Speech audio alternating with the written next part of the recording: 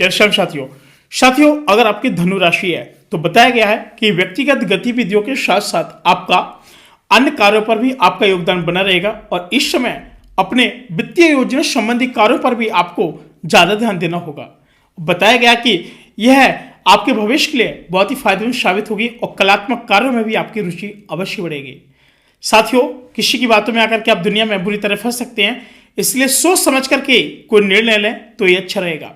बताया गया कि अपने निर्णय को ही सर्वोपरि रखें। संतान पक्ष को लेकर भी कोई चिंता रह सकती है और शांतिपूर्ण तरीके से समस्या का हल निकालने की कोशिश करें। साथियों, एक चीज देखी होगी आप लोगों ने कि कभी कभी जब परिवार होता है, जब आपस में जब कोई दो लोग बात कर रहे होते हैं, ठीक है, तो काफी सारे ऐसे परिवार होते हैं जहां पर अगर पति पत्नी अगर दो लोग बात करो तो फिर बीच में जो आजकल बेटियां हैं, जो ऐसा नहीं करना चाहिए। आप लोग वीडियो देख रहे हैं, बात समझिएगा। जो आजकल जो घर में जो बेटियां होती हैं, वो जब डिस्कस कर रहे हो आपस में, तो इनको कभी भी मुंह चलाने की बिल्कुल आवश्यकता नहीं होनी चाहिए, यानी इनकी बोलती बंद होनी चाहिए। एक चीज याद रखना, क्योंकि जो बेटियां हैं ना, इनको कल के दिन दूसरे घर में जाना है। अगर ये माता पिता की बातों के बीच में आने लगे, अगर माँ से अगर किसी की बहस हो जाती है थोड़ा बहुत, या पिताजी की हो जाती है, तो लड़की को बोलने का कोई यहाँ पर अधिकार नहीं है। बात समझ रहे?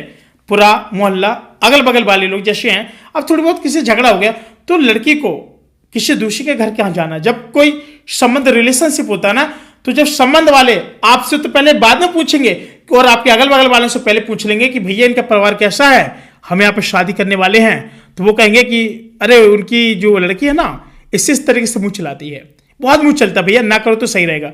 फिर कल के दिन आपकी बेटी के लिए जो रिश्तेदार आते हैं, मतलब जो रिश्ते होते हैं ना, तो उसमें आपको बहुत ज्यादा इश्यू हो जाते हैं, यानी प्रॉब्लम्स आ जाती हैं।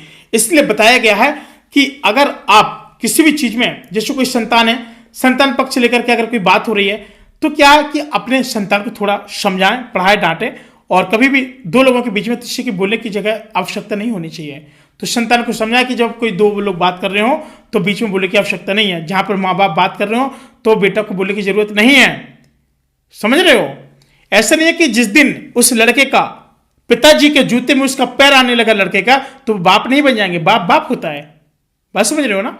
तो यही चीज इसमें बताई गई है कि इस समय अपने वित्तीय योजना संबंधित कार्यों पर आपको ध्यान देना होगा और आपके भविष्य के लिए बहुत ही फायदेमंद साबित होगी। कलात्मक कार्य में आपकी रुचि बढ़ेगी और किसी की बात को लेकर के दुविधा में बुरी तरह फंस सकते हैं। इसलिए आप दोनों लोग अकेले में ही बात करें और उसका भी निपटारा अवश्य होगा। इसलिए सोच समझ कर किसी निर्णय को लें, सोचे समझे विचार विमर्श करें और निर्णय लेते समय संतान को काफी दूर ही रखें तो ये अच्छा होगा। संतान पक्ष को लेकर भी कोई चिंता रह सकती है। शांतिपूर्ण तरीके से समस्या का हल निकालने की कोशिश करें और साथ ही कार्य क्षेत्र है जो आपके, सभी कार्य अपनी निगरानी में ही करवाएं। बताया गया क्योंकि आपकी लापरवाही से कर्मचारी भी अपना ध्यान काम पर नहीं देंगे और इस समय कोई भी नया काम या योजना कामयाब नहीं रहेगी। इसलिए नौकरी पेशा लोग पब्लिक के साथ अच्छे से पेश आए। बताया गया कि अगर लाभ की बात करें तो पारिवारिक वातावरण सहयोगात्मक और तथा खुशनुमा रहेगा, परंतु विवाहोत्तर संबंधों का प्रभाव आपके घर की सुख शांति को भंग कर सकता है। और अगर बात करें स्वास्थ्य की, तो अत्यधिक जिम्मेदारियां हैं तो उसे लेने से परहेज करें, वरना इसका असर आपकी कार्य क्षमता पर भी पड़ेगा। और मेडिटेशन से लेकर के आप लोग कुछ समय अवश्य व्यतीत करें तो ये अच्छा रहेगा। भाग्यशाली रंग आपका सफेद रहेगा और भाग्यशाली अंक आपका 3 रहेगा। और आपके कर्मों से अगर कुछ लोगों को प्रेरणा मिलती है तो आपको आपके नेतृत्व के माध्यम से उसको अवश्य समझा दें और उसको इसके साथ, यानी जो समय है उसको स्पेंड करने के लिए, मतलब उसके साथ समय बिताने के लिए अच्छा रहेगा। वैवाहिक जीवन में बदलाव नजर आएगा और साथ ही जो काफी हद तक तकलीफ का कारण जो बनेगा थोड़ा बहुत, लेकिन आपको समस्या का हल भी मिलेगा। और पुरानी गलतियां दोहराने से बचना है और किसी एक बात को बार बार रिपीट नहीं करना है। जो हो गया उसको छोड़िए। अब जो हो गया, जो कल की बात है उसको छोड़ दो, कोई दिक्कत नहीं है। देखो, पुरानी बातों करने का कोई फायदा नहीं है।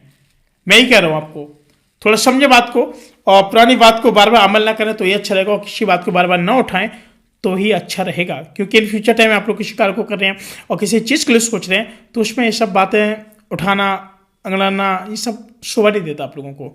इसलिए किसी भी कार्य को करें अच्छे से करें और बड़े ही मन से लगन पूर्वक करें तो ही अच्छा होगा।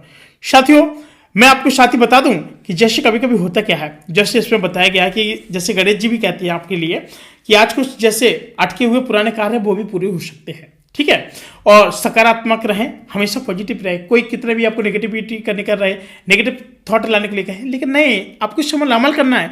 लोग तो आपको गिराने के लिए सोचेंगे, कैसे भी गिरो, लेकिन आपको इसमें थोड़ा अमल करना है, अपने कार्यों पर ध्यान देना और लंबे समय से लटका हुआ धन मिलने से आपकी आर्थिक स्थिति भी मजबूत हो सकती है। साथियों, फिलहाल आज के लिए इतना ही, मिलता हूँ नई वीडियो, तब तक के लिए जय श्री राम।